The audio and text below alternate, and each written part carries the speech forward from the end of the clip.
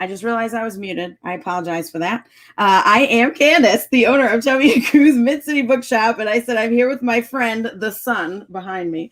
And I am here to do an event for a book called Cultish, which I have here. It is a super fun book about cults. And Amanda Montell is the author, and she's actually my cousin. And so I'm super excited about this book and to share this book with y'all. And so Amanda is going to be here in conversation with Jeanna Kadlec, who is the author of the forthcoming memoir and essays, Heretic.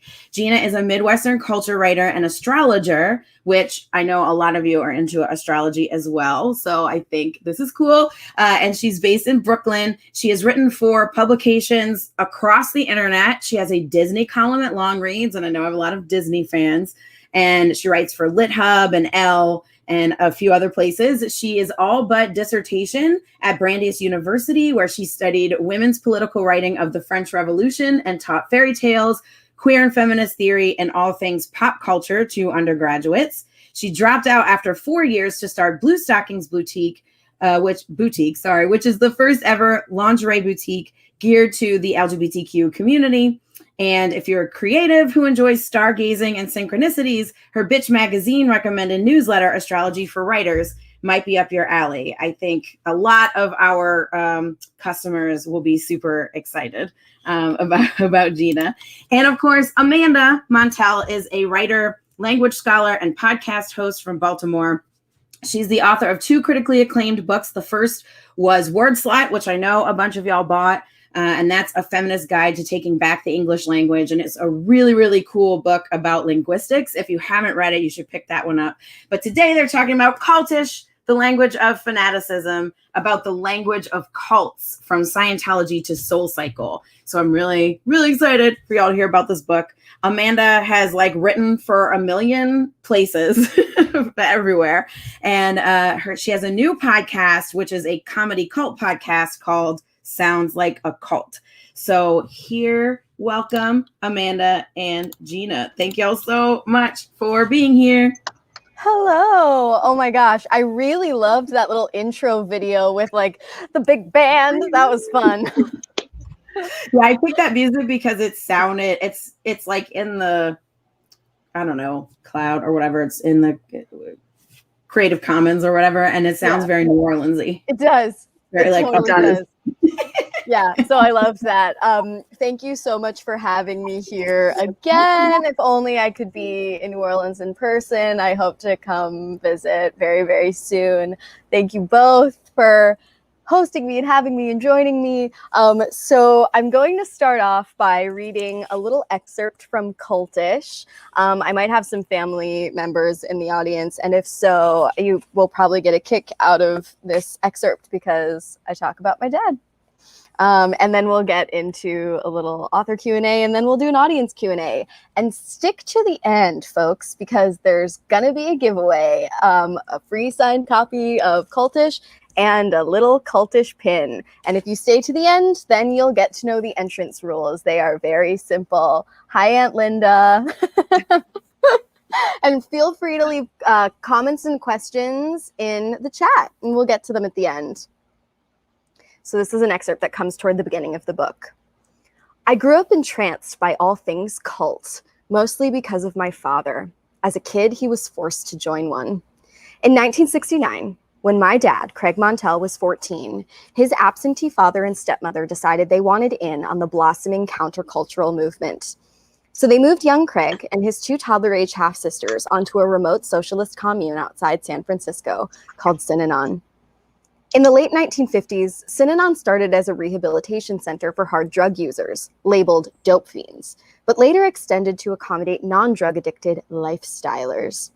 In Synanon, children lived in barracks miles away from their parents, and nobody was allowed to work or go to school on the outside. Some members were forced to shave their heads, many married couples were separated and assigned new partners, but everyone on the Synanon settlement, no exceptions, had to play the game. The game was a ritualistic activity where every evening members were divided into small circles and subjected to hours of vicious personal criticism by their peers. This practice was the centerpiece of Synanon. In fact, life there was divided into two semantic categories, in the game and out of the game. These confrontations were presented as group therapy, but really, they were a form of social control. There was nothing fun about the game, which could be hostile or humiliating, yet it was referred to as something you played. It turns out that this type of extreme truth-telling activity is not uncommon in cultish groups. Jim Jones hosted similar events called family meetings or catharsis meetings, where followers would all gather in the mother church on Wednesday nights. During these meetings, anyone who had offended the group in some way was called to the floor, so their family and friends could malign them to prove their greater loyalty to the cause. More on all that in part 2. I cut my teeth on Synanon tales from my father, who escaped at 17 and went on to become a prolific neuroscientist. Now his very job is to ask hard questions and seek proof at every turn. My dad was always so generous with his storytelling, indulging my wide-eyed curiosity by repeating the same stories of Synanon's dismal living quarters and conformist milieu, of the biologist he met there who tasked him with running the commune's medical lab at age 15. While his peers outside Synanon were fretting over puppy love squabbles and SAT prep, my dad was culturing followers' throat swabs and testing food handlers' fingertips for tuberculosis microbes. The lab was a sanctuary for my dad, a rare space on Synanon's grounds where the rules of empirical logic applied. Paradoxically, it's where he found his love of science. Hungry for an education outside the commune's closed system, and desperate for a legitimate diploma that would allow him to attend college, when he wasn't in a white coat or playing the game, he was sneaking off the settlement to attend an accredited high school in San Francisco, the only Synanon child to do so. He stayed quiet, flew under the radar, and privately interrogated everything.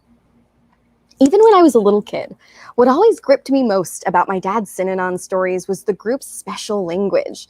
Terms like in the game and out of the game, love match, meaning Synanon marriages, act as if, an imperative never to question Synanon's protocols, to simply act as if you agreed until you did.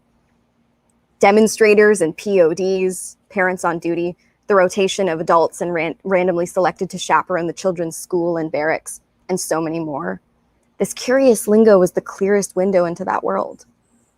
As the daughter of scientists, I figure some combination of nature, nurture, and Synanon stories caused me to become a rather incredulous person. And since early childhood, I have always been keenly sensitive to cultish-sounding rhetoric, but also beguiled by its power. In middle school, my best friend's mother was a born-again Christian, and I'd sometimes skip Hebrew school on Sundays to accompany her to their evangelical megachurch. Nothing enraptured me more than the way these churchgoers spoke. How, upon setting foot in the building, everyone slipped into a dialect of evangelicalese. It wasn't King James Bible English, it was modern and very distinct. I started using their glossary of buzzwords whenever I attended services, just to see if it affected how congregates treated me. I picked up phrases like on my heart, a synonym for on my mind, love up on someone, to show someone love, in the word, reading the Bible, father of lies, Satan, the evil that governs the world, and convicted, to be divinely moved to do something. It was like the code language of an exclusive clubhouse. Though these special terms didn't communicate anything that couldn't be said in plain English, using them in the right way at the right time was like a key unlocking the group's acceptance. Immediately, I was perceived as an insider. The language was a password, a disguise, a truth serum. It was so powerful. Creating special language to influence people's behavior and beliefs is so effective, in part simply because speech is the first thing we're willing to change about ourselves, and also the last thing we let go. Unlike shaving your head, relocating to a commune, or even changing your clothes, adopting new terminology is instant and seemingly commitment-free. Let's say you show up to a spiritual meeting and out of curiosity, and the host starts off by asking the group to repeat a chant. Odds are you do it. Maybe it feels odd and peer pressure-y at first, but they didn't ask you to fork over your life savings or kill anyone. How much damage can it do? cultish language works so efficiently and invisibly to mold our worldview in the shape of the gurus that once it's embedded, it sticks. After you grow out your hair, move back home, delete the app, whatever it is, the special vocabulary is still there.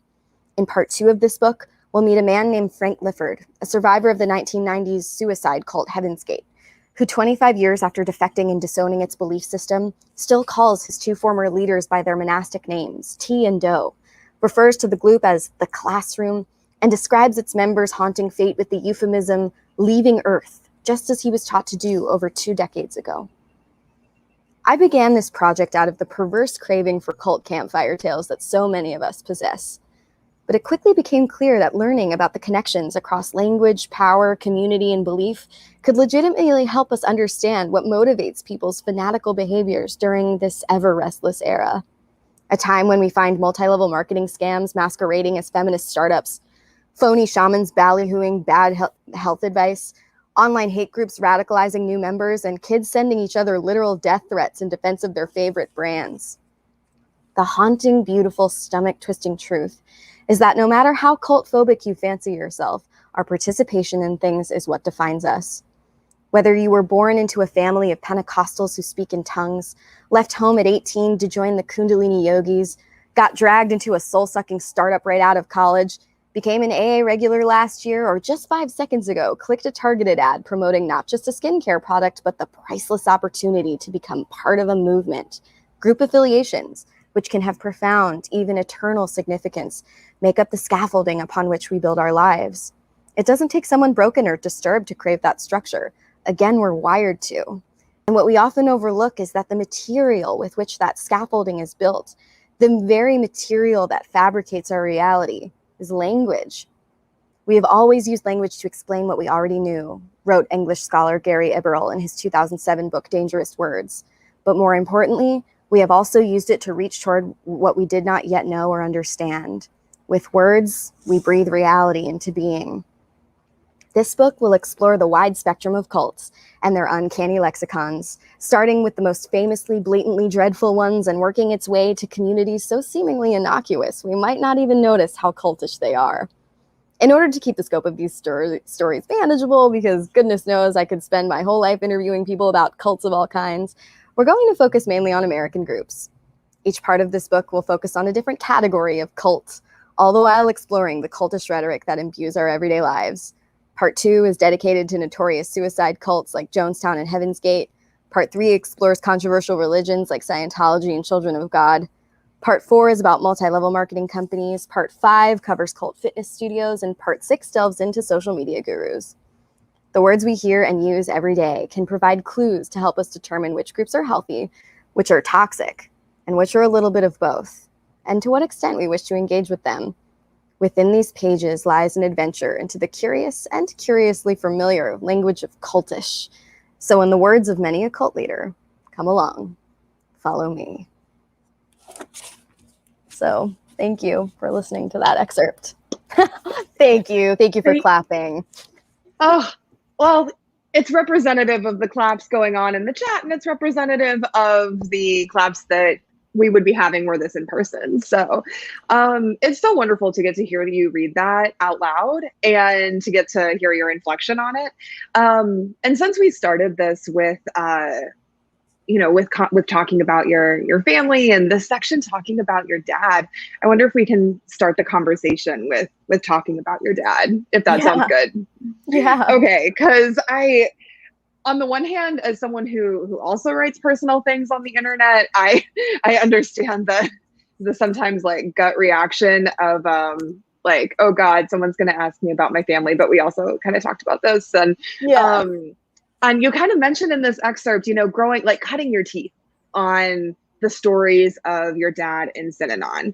And I'd love to hear like what are some of your earliest memories of that, but also like in terms of language shaping us, what was the language of your natal family with how you talked about cults? Like, was that a word that got used in your growing up?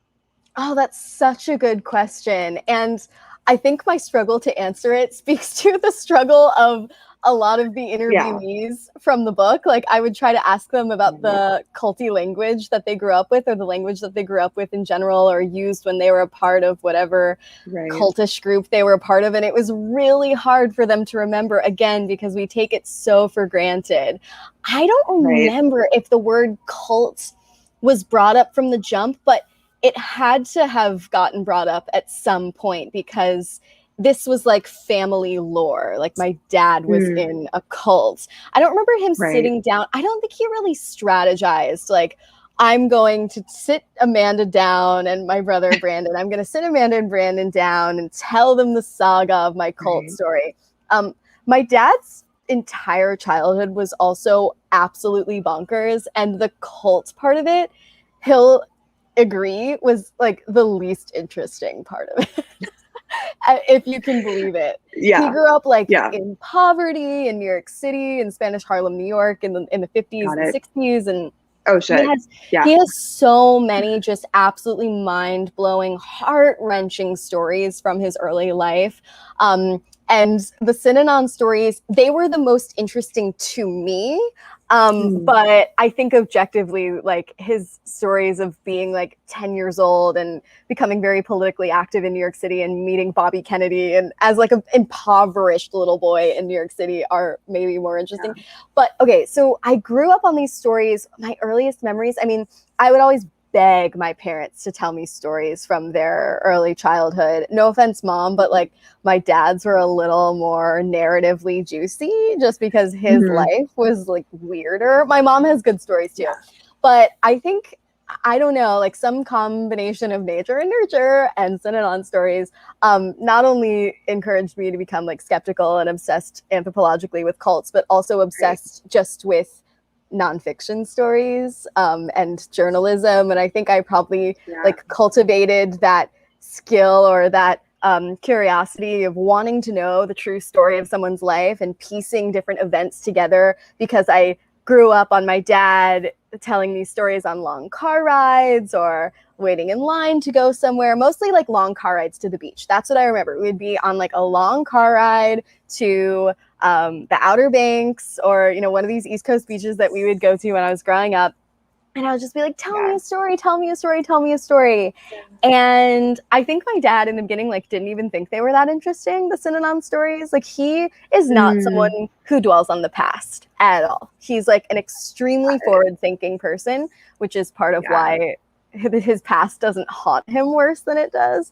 But he would kind of be telling them, and I think like it would be occurring to him as he was telling these stories, like, huh, that was weird. Like, wasn't that strange? And I think he was processing it almost like in real time as I was learning about it. And so I had to kind of piece the stories together. But over time, I kind of like was able to create a timeline in my mind of like what happened to my dad. And it was really, it was cool. It was like not anxiety provoking at all, actually, like bringing that story to the page, because it like, that's my favorite type of writing to do anyway. So that's sort of that tale. No, it's so interesting too to hear you talk about kind of him, as it were, like the telling the story to himself and to his children is sort of the process. It's like the telling the story to himself of also what happened, and then you are telling the story and, you know, sharing it anew in the book.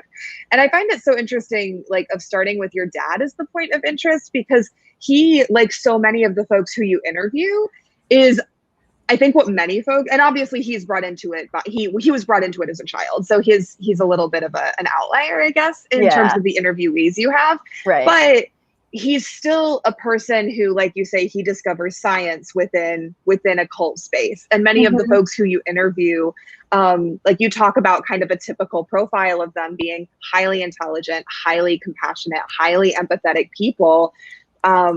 Productive members of, I mean, I put the biggest air quotes around that statement, productive members of society. However, folks who, when the media is talking about cult members, that's not how the media talks about cult members. Correct. And I thought that was such a compelling thing you brought to the book. If you could expand kind of on that. Oh, of course. I mean, I think I came to this project believing some of those same myths and some of that prevailing wisdom that folks most likely to end up in one of these groups are disturbed or desperate or naive or intellectually deficient in some way. And we tell ourselves those things, I think, out of self-protection, you know, like we want to convince ourselves at all costs that we would never end up in a group like that because it's more comfortable and it feels safer to believe that. But very early on interviewing these folks, I discovered that the through line, and talking to experts too, scholars of new religion, sociology, psychology, is that if anything, these folks shared not desperation, not intellectual deficiency.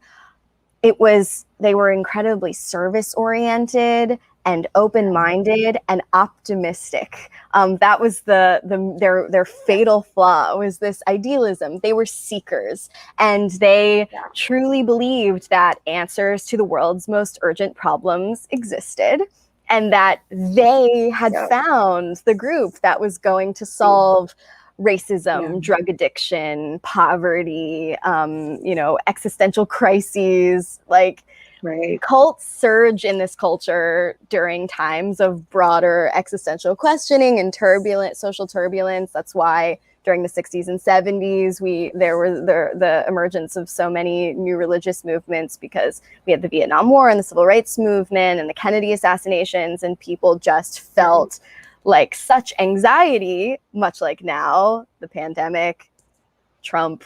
So much is going on that is leaving people feeling like we want to seek comfort. We lack institutional support, in America in general. And so we turn to alternative groups to fill these voids. If you are a pessimistic person, you're not going to buy what these groups are selling. You're just not going to believe that the answers are out there. There are other things that a lot of these groups have in common. I haven't done like qualitative research on the full like demographic profile of the folks most likely to join cults. I'm not really interested in that, but what I am interested is busting the myth that those most likely to wind up in these groups are desperate and disturbed, when really they're incredibly bright. And, they're craving what we as humans inherently crave, which is community and connection and identity and meaning and purpose and ritual. Like, these are profoundly human drives. And it is extremely unfortunate when a guru or a leader takes advantage of those things. But again, the reason why people stay for so long, like inexplicably long, like incomprehensibly long in these groups, is not some sort of intellectual flaw. It's again, like a number of really common and ingrained human reasoning flaws and drives, from confirmation bias to sunk cost fallacy. My dad, it's funny, like he had grown up in Manhattan again, and his whole life until he was an early teen, and that's when he joined Synanon. And so he was already like a pretty skeptical person and extremely independently thinking. And so he showed up and he looked around and he was like, this seems like a sketchy situation. I need to like go to a regular school. And he just, he clocked a lot of the bullshit, but he does have that optimistic quality. And what's interesting is that even though optimism can make you slightly more susceptible to the influence of a pernicious guru, it can also help you heal and recover, because you're the type of person who's going to think ahead instead of backwards. That makes me think of, well, number one, your dad being like a New York kid who showed up at a cult, like, oh my God, like the native New York kids, like showing up at a cult. Just like, what the hell? They don't even have coffee here. Like, no. But that makes me think of the person, I think it's the woman who you interview in the book, who survived Jonestown, and who like later is much older now, but who still said she'd be up for another Jonestown-like experiment. Because like you said, like she's like really community oriented and really like, but like you said, like believes in meaning, believes in purpose and such. And so that, just to echo what you were saying there, there were just so many moments like that in the book. Again, if folks in the chat like haven't read this yet, for the love of God, please do, because there are just so many like moments of like, I mean, well, that's my own evangelicalism coming out, right? Because like, as you know, like I grew up in the evangelical church, and like that, again, language, like it goes deep. It goes real it does. deep. Oh, but that's just like an American Protestant idiom in general. I say like for God's sakes and all, and I don't even believe in that sort of God. So yeah, no, that language pervades. I want to say one thing about that source that you brought up, Laura Johnston Cole. Yeah, she was like one of my favorite sources for the book. She was so whip smart and so special, and I'm so glad she was one of my earliest sources because she really defied the cult follower stereotypes, even though she evaded the Jonestown massacre by the skin of her teeth. And then you'd think by narrowly escaping one of the most tragic cult calamity of all time, she'd kind of be done with utopian communes. But then she went ahead and joined Synanon, the group that my dad was in. Their time there did not overlap, but she was not willing to give up on this hope that there existed a community that would be sans racism, sans classism, etc. She actually passed away. Laura Johnston Cole passed away a few weeks after our last email exchange. I interviewed her over the phone, but we remained in touch because we were like just swapping Synanon stories, and I really liked her. Like she reminded me of like Bernie bros that I know, you know? Yeah. But like, what a force though. Like someone like that who has that kind of like resilience and totally. She offered one of the best quotes in the book, which is like, I believe in brainwashing, but I brainwash myself. Like no one ever told her, you know, nobody ever convinced her to believe anything that she really, truly in her heart didn't want to believe. When Jim Jones was on the pulpit spewing nonsense, she tuned out what didn't resonate. You know, here's confirmation bias at work. She tuned out what she didn't want to hear, and she took away what she did want to hear, and that allowed her to sort of brainwash herself. I talk in the book about the myth of brainwashing and the pseudoscience there, but no, that another great like moment in the book where you really poke a lot of holes in kind of the idea that people don't have again, kind of that idea like that people don't have agency. It's like, no, these people do have agency and are actively choosing this. Totally. Actually, that reminds me of just a piece of news that broke today. I don't know if people are up on the latest NXIVM news, or if people are familiar with NXIVM or whatever, but Allison Mack, who was the like Smallville actress who Keith Raniere really took hold of psychologically and coerced to sort of like do his bidding in that sex trafficking circle that he created. She was sentenced to, I believe, 36 months in prison. And actually, the other day, BuzzFeed News reached out to me for a quote. I was excited to see they included it, to just like get my take on, you know, how much we should be empathizing with Allison Mack. And I thought that was an interesting question. And my answer was basically, you know, of course, we can empathize with someone who is under the extreme psychological pressure of an ill-intentioned guru who has stripped them of a lot of their resources and support and, you know, coerced them to put all of their loyalty into him. However, we can't empathize too far and completely absolve her, because there were plenty of people who could have found themselves in her position committing those dangerous and harmful acts who didn't do so. So it's like she still had agency. She could have opted out at any time. She was under extreme psychological pressure, but she did not have a pistol to her head, so to speak. We think of brainwashing as this sort of literal thing that happens where someone's free will is taken away, but you actually cannot convince someone through like some sort of magic spell to believe something that they on no level want to believe. There has to be a glimmer of willingness there. And I think this gets back to the whole concept of the book. And like you're saying, it's people using language, and it's a slippery slope. And it's, you know, people don't present the most extreme case right away. Like Jonestown, as you say, like it doesn't start with let's move and let's start a colony somewhere. that's not where it started. It starts with very slow meetings. It starts up here, and then we get to the more extreme tragedies that we eventually know these groups for. That's right. And the leaders, like, we give them so much credit, and we call them these like charismatic evil geniuses, these masterminds, but they don't know where it's going to go. You know, they're just these opportunists. they don't know how it's going to end up. I mean, they're just following that sick, like they're just following that like sick drive for power. Like they're just following it as far as it can take them. And it normally doesn't get that far. I mean, the Jonestown tragedy is a singular event. It was awful. Nothing like that had ever happened before, and nothing to that level has ever happened since. But that was the sort of thing where it's like Jim Jones pulled off, Los Angeles, sirens everywhere. New York. It's the Scientologists coming for me. I mean, if that happens, please tell us, because that would be... I'll let you know. I'll be Instagramming it from the the Sea Org's prison or whatever. But anyways, Jim Jones, what was I saying? He did not.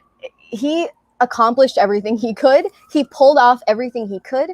And then he knew he was going to be found out. He knew he was going to be taken down. And because he was so disturbed, he decided, well, if I'm going down, then everyone else is going to go down with me. Not every cultish leader is going to make that sort of mandate. But Keith Raniere of NXIVM is another example of someone who, he pulled off everything that he could pull off. But his lust for power was larger than his actual like skill set or genius. So he was taken down. And, I say in the book that the mark of a successful cult leader, if you want to phrase it that way, is their ability to, is the cult's ability to outlast the death or cancellation of its leader, or imprisonment, I guess. And so that would make Scientology, more successful cult. Far more successful. Yeah. Yes. Yeah. To that end, I'm kind of interested in asking about, because obviously the book covers the most famous and really tragic cults like Heaven's Gate and Jonestown and Scientology. Like, let's put it in that like camp of a really powerful, horrific cult in the United States.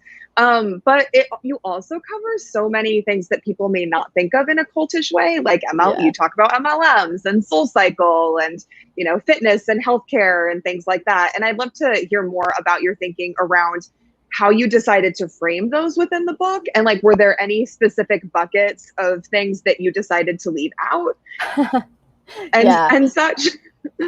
Yeah, definitely. I mean, when I originally pitched this book to my publisher, there were like 12 more parts. Like the book would have been like 10,000 pages long. Actually, it would have just read like a really unsatisfying textbook, I discovered. I subscribe to this idea that there's no like cult, not a cult binary, or good cult, bad cult binary. Cultishness really falls along this spectrum, and it imbues our daily lives. None of us are above cultish influence. So if we're talking about cultish influence and the spaces that it pervades, oh God, like it's so many spaces.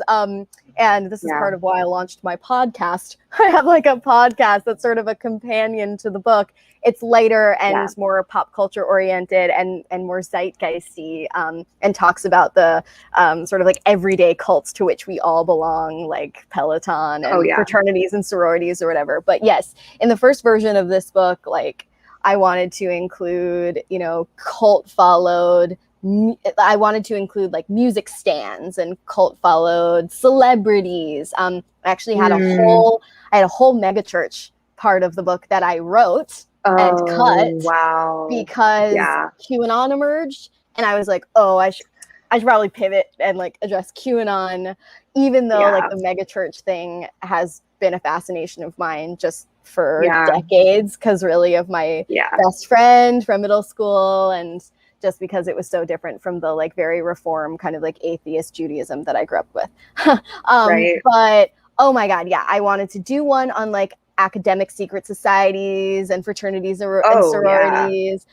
There were so many groups that I wanted to address and just couldn't, because it's like I would say one sentence about each one of these groups. I just had to sort of use my own judgments and follow the stories that were most interesting to me, but that I also thought would be interesting to readers. And there were some groups that I didn't really want to mess with. Like, for example, very early in the book, I talk about how the idea for this whole book snapped into focus for me when I was talking with one of my very, very close friends who had just started going to AA and using all of AA's like cultish jargon. But I didn't want to like come for 12-step programs because like I really do think that they are mostly just wholly positive, and like they use some of these cultish language techniques, but they saved my best friend's life, and I just didn't want to implicate them in the same way. It would have required it just I don't know, it just like I didn't want to go there. I really wanted to implicate groups that weren't like 100% without a doubt positive, because why would I just what would be the point of like pointing out the ways in which it's culty but then be like but it's fine. And I do talk about that in the book. Like it's really important not to sensationalize these groups and to really think of them in a nuanced way along a cultish spectrum, and to not loop Peloton in with Nexium. No, I mean that's a really important, you definitely talk about that a lot in the book, and that's a really important distinction that is, I think, as you've noted, like really missing on social media, and that isn't really possible on social media. And especially like with launching a book in this day and age, it's really easy for certain lines to get wildly taken out of context. And to, you know, have that what's the word I'm going for, but just like like the kind of logical collapse where, you know, it's a book on cults and there's Jonestown and there's Peloton, and the implication that you would be saying the same thing, and you're in no way saying the same thing. But you're totally right. I have encountered more than one instance doing press or just having my book be covered where something was really sensationalized for like a provocative headline, or when something was just wildly misinterpreted. I mean, again, because of confirmation bias, we see what we want to see. And on the internet, people want to see something that they can get outraged about and post a bunch of like attention seeking stuff about. People like almost want to be triggered. And so, I've had a couple of those instances, but I'm just like, oh God, like what an age when we're like living, when I'm like publishing a 70,000 word book that I have to which contains really complex and controversial material communicated in an incredibly nuanced way that I wrote over the course of years, that I now have to communicate in like 2 sentences on social media. And you're inevitably just gonna get that misconstrued, but that's such is the internet age, you know. The world we live in now. On that note, though, about, you know, the internet and things getting and kind of out, and I don't want to say outrage culture because I feel like that's a phrase I picked up from a conservative relative. You know, but like you said, you dropped megachurch, kind of, not like you dropped megachurches. Might be a subject you return to someday, but it's a subject that kind of fell to the background in the final cut of the book as QAnon emerged, as you were, as a real powerhouse, as you were writing.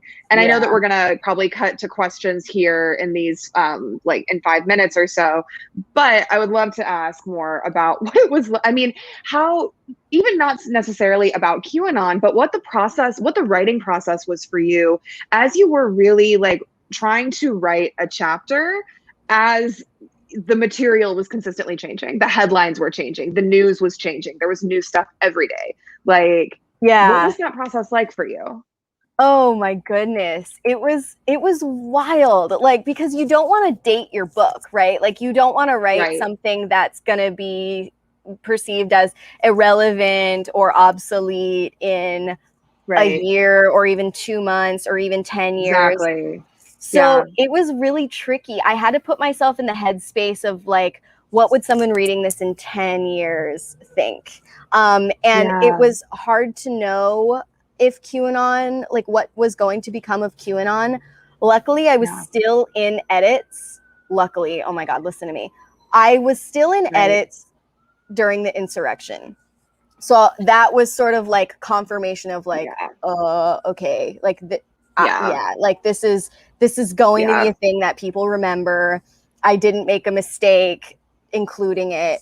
But it was really challenging because I had to, in very limited time, sort of like make sure I had a holistic grasp of what was going on as it was constantly changing. So it was tough. I did my very best.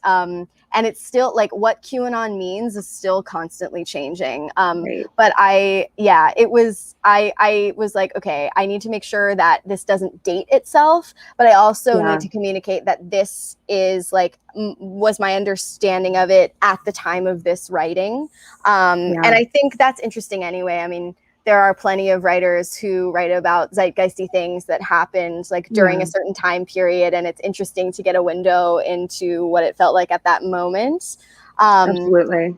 So I tried to frame it like the final part of the book talks about internet cults and QAnon and social media gurus and conspirituality and new agers and such. And I opened that part of the book with like a tableau of like where I was in that moment and how confused my Instagram algorithm was in the midst of the pandemic and the Trump election and QAnon stuff emerging. And also I'd been researching cults and MLMs and cult fitness for the past year. So my algorithm was like, who are you? So yeah, that was super challenging, but I did my best. No, it sounds like like you said, it was a challenge. You met it. And also it sounds just so like, lucky is the word that's coming to mind. It's not the right word, but like that you were still in edits this January when things happened. Like just that's a moment. It was, wow. I was glad, especially because then that's around the time when people were really coming around to the idea that QAnon wasn't just like a bunch of dudes in their mom's basements who believe in the most extreme versions of the conspiracy theory. It's also like yoga moms and new agers. And so I was like, whoa, I need to, I'm so glad I still have an opportunity to research and include this because QAnon is not just what it started as. It's become something so much bigger. And that's another reason why I felt confident that it deserved a place in the book. But I guess, so people don't be shy in asking questions or else we'll just babble about for the next 15 minutes. But which we can do, but yeah, we could do that. We could babble about. But I also, if folks are still here, I want to give you the giveaway entrance requirements. If you would like to win a signed hard copy of Cultish, look how beautiful she is. Yes, her pronouns are she, her, not in an objectifying way. It's actually an honor. So if you would like a copy of Cultish, you don't even have to read it. It just looks beautiful in your house. But I would encourage you to read it. And a pin, this fun little pin, which has a UFO on it, then just email the words Cult of Cultish to the following email address. And if Candace, you want to put this in the comments, then people will have it. Amanda M. Montell, my middle name is Marie, Amanda M. Montell @gmail.com. If you email the words Cult of Cultish to that email address, thank you, you will be entered automatically to win a signed hardback of Cultish and a pin. Don't sleep on this opportunity. Now I sound like an MLM recruiter. But you're giving away something free. Yeah. No. And you know, but I no, but actually the second you start to defend why you're not a cult leader, you immediately just sound like a cult leader. So all we can do is make a joke about it and move on. No. That is true. That does remind me, God, my mom did an MLM in the 90s. Like I really loved the MLM section. Like it's so everywhere right now. I did want to ask you though, not about MLM, sorry, that was a little bit like Mercury and Sagittarius brain. About like you're gonna get an astrology reference. This is gonna happen. I'm so But glad. like but in this, like, I mean, after these last 2 years that we've had, and you talked a little bit before about how cults emerge, or not like cults emerge, they're always around, but how cults tend to rise in popularity during times of crisis. Yes. And obviously, the last few years have been like real crisis mode. Very that. Yes. In the United States here, at least. Yes. And worldwide, but like talking about here. I don't want to ask you to make predictions, but I would love, given the amount of research that you've done, I'd love to hear like what you're noticing in the spaces that you've been researching and the kinds of stuff that you are being mindful of at the moment. If that's that's a great way question. to frame it. I think we should all be extremely mindful of folks on social media and the internet in general who are taking advantage of folks' mental health during this time when we're all in serious need of mental health assistance. But a lot of us cannot afford it, cannot access it. There are people on the internet who are very eager to take advantage of that and to promise you that you don't actually need therapy, you don't need psychiatry, you don't need any of that. You need their wisdom, you need their community, which you at first pay $10 a month for and then pay $4,000 for, and you should cut anyone out of your life who doesn't believe in it, etc. Like people who say on Instagram seem like they are doling out free nuggets of really digestible wisdom. I'll just say this. If a mental health guru or a therapist or whatever their credentials are, because sometimes they're not forthright about their credentials at all. If a mental health influencer who is operating as an influencer online has bajillions of followers, that is not a good sign that that is a reputable person to follow. That is a red flag. No. Like accredited, like solid therapist should be giving absolutist widespread mental health advice online at all, much less using it to build clout and wealth operating as an influencer. It is extremely tempting to follow those people because we're all we're all struggling right now with our mental health, and therapy is really inaccessible a lot of the time. And I'm not saying you need to like not follow mental health influencers, but just be vigilant, be very aware, and think twice before you make actual decisions about your mental health based on their advice. That's what I'm seeing. That is a very, very good reminder. And yes, that stuff is definitely seems like it's growing astronomically right now. So that is a very good reminder for everyone right now. And I have some people in mind that I won't name. Oh, I have a feeling I know who some of the people you have in mind you are. Probably do. No, that's a very just like very helpful thing to be considering right now, just with the space. Oh, go ahead. Yeah, I know. I have a question for you because I have an astrology expert here and I'm astrology curious. Yes. Since people are feeling shy about questions, which whatever, like have those boundaries. I'll just take this time for myself to ask about my Saturn return. Oh, please do. I love that we're like chasing this conversation with some astrology. It's great. Well, okay, I'm 29. I was born in February of 92. I don't know anything about this or what this means really, but I'm an Aquarius sun, Leo moon, Cancer rising. Can you help me understand? Yes. Leo moon, Cancer rising. Yeah. So, yes. So your Saturn returns. So you are a Saturn in Aquarius. Yes. Saturn in Aquarius, know. right? Or Pisces. Maybe. Okay. Well, we can talk about this offline too. Yeah. But, Okay. like, basically, Saturn returns get a little bit is. I have a lot of feelings about astrology on the internet, probably in the way that you have feelings about cults on the internet, Yeah. in the sense that, like, people tend to be very extreme with the language they use around it, and there's not a lot of space for nuance. And my general attitude is like, if it resonates, it resonates, and if it doesn't, it doesn't. I'm not here to convince you. If it works for you, I'm thrilled.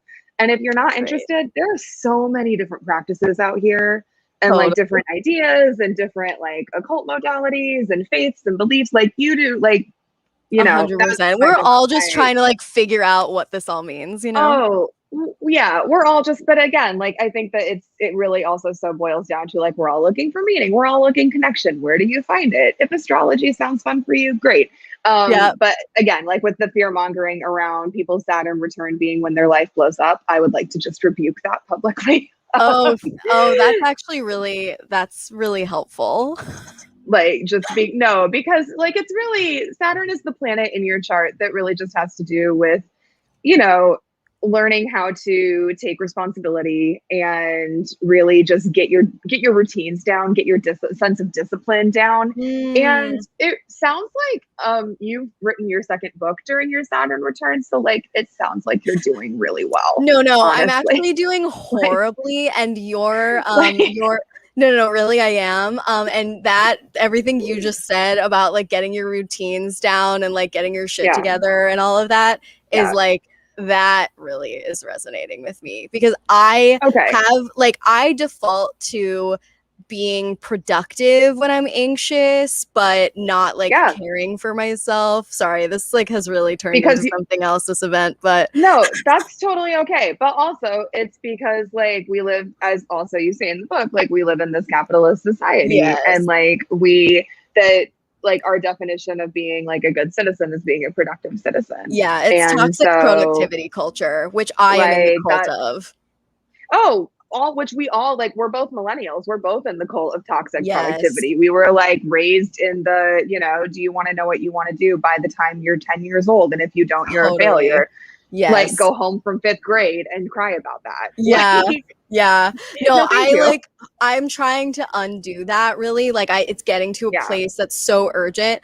Actually, like the second before we logged on, I was like on a therapy consultation being like, I'm so sorry, I know this is gonna sound pretentious, but like I have to go do my book tour now. But you did have to go. That wasn't a lie. That was real. No, it wasn't a lie, but it was like awkward. Yeah, that's fair. I think Candace has one question. If you want, here they are. Please do. Okay. Hi, Candace. Candace, are you here to get us back on track? Oh no, I was enjoying that. But I do have a legitimate question, and now the sun is going down, so like the lighting is really weird in here. But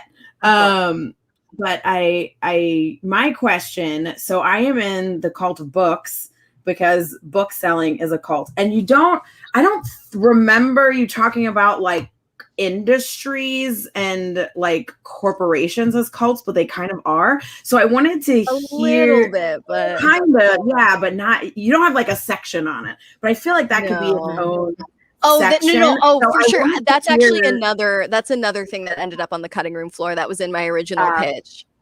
Got it. Yeah. So I just wanted to hear your thoughts about just industry culty language. And because I feel like too, when you enter an industry and you don't know the language, you sort of have to get indoctrinated into that cult so that you can use the correct language so that you can be taken seriously within it. And I think it's just really 100% to a lot of the things that you talk about in the book. Yeah, in the MLM section, I talk a bit about cultish corporate language and bullshit buzzwords and corporatese, and how the difference between the language of any given field that outsiders might not understand, but that's not culty because it's there to make communication easier there's a difference between that type of language, which is there to literally make communication more succinct and more clear, and then language that a certain corporate group or workplace group uses that like doesn't actually mean anything, that can't be said in plain English.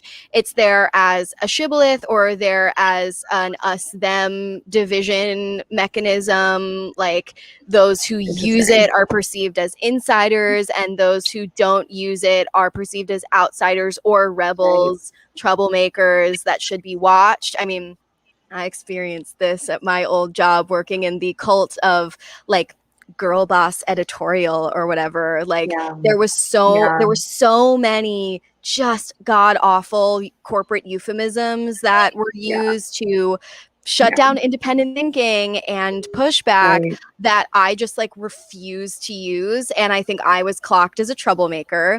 And also a lot of the times, like folks who hold power in an organization or in a field will use that language just to create an echo chamber around them, so that they get to institutionalize their madness, and then their madness is reflected back at them in the language.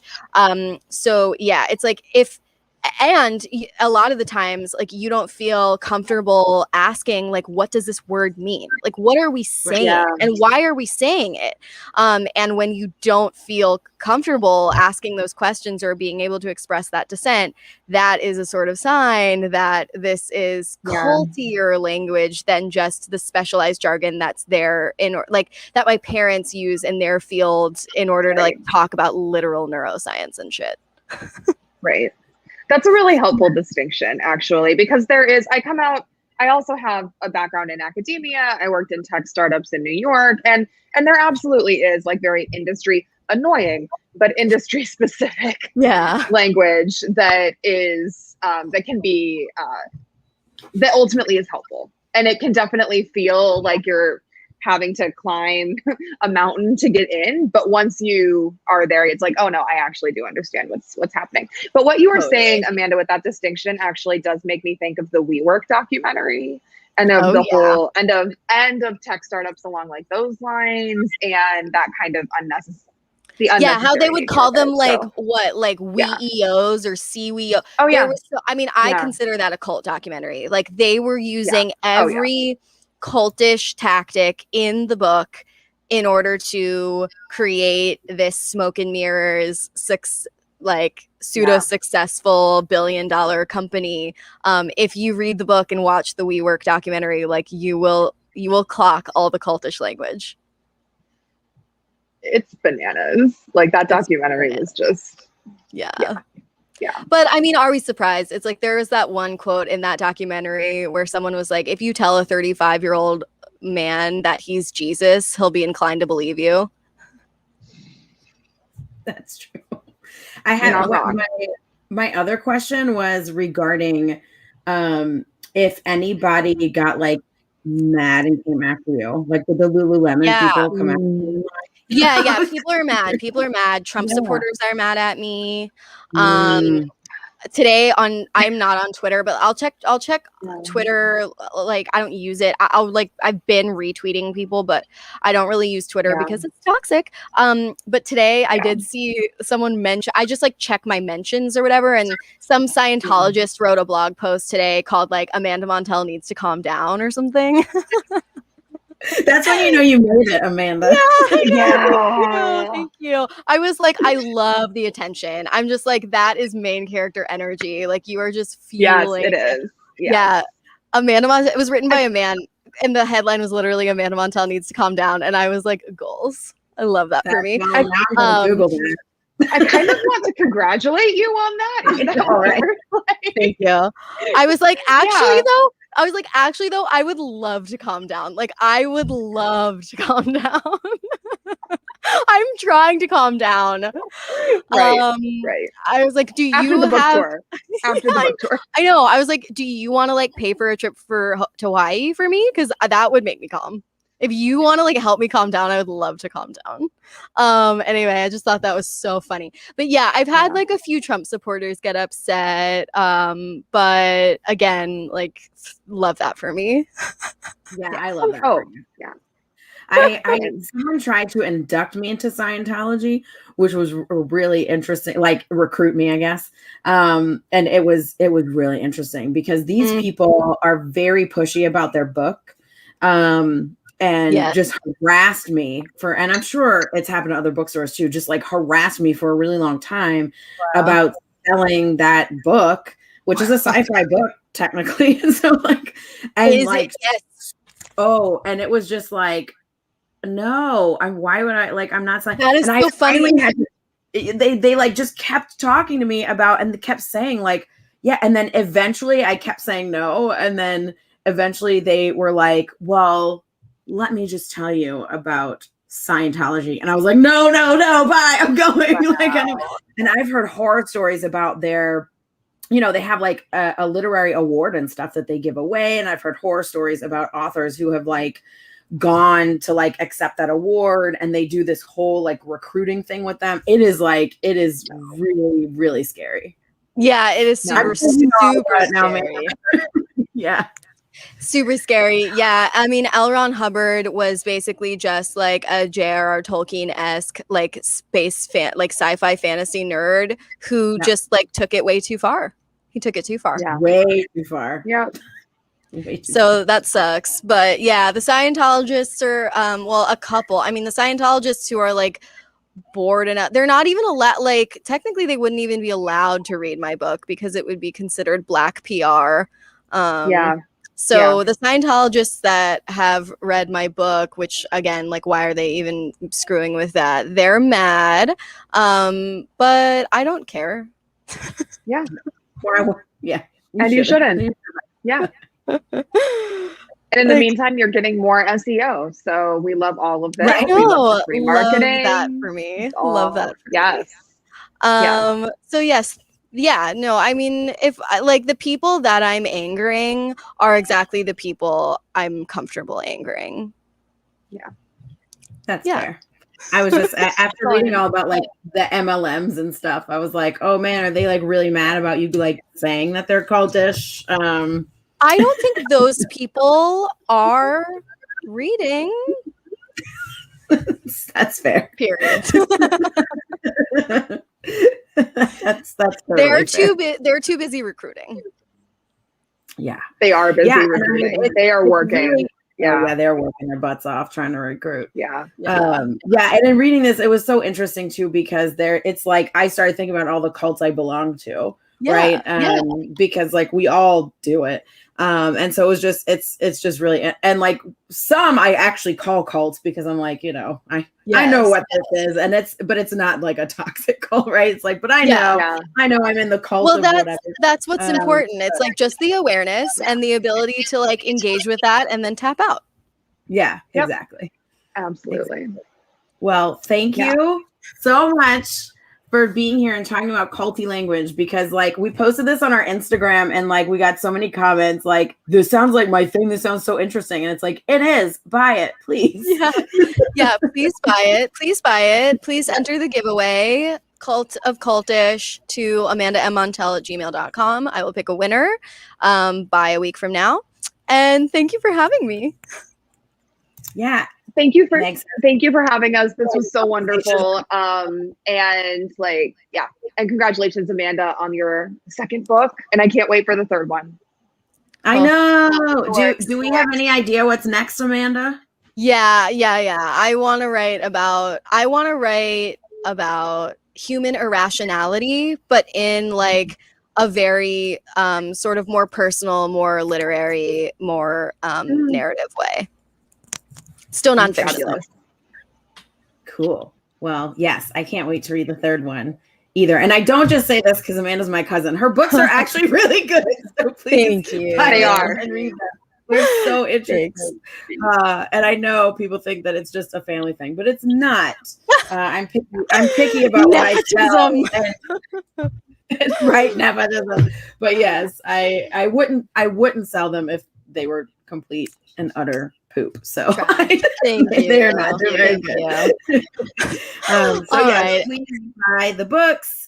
You can buy them at our website, and if you just go to the event, TubbyandCruz.com/event/cultish, you can buy books there, please do. And thank you again, Amanda and Jeanna. This was amazing. Thank you. See y'all on the cult of the internet. The cult of the internet, exactly. Bye. Bye, everyone. Bye, everyone.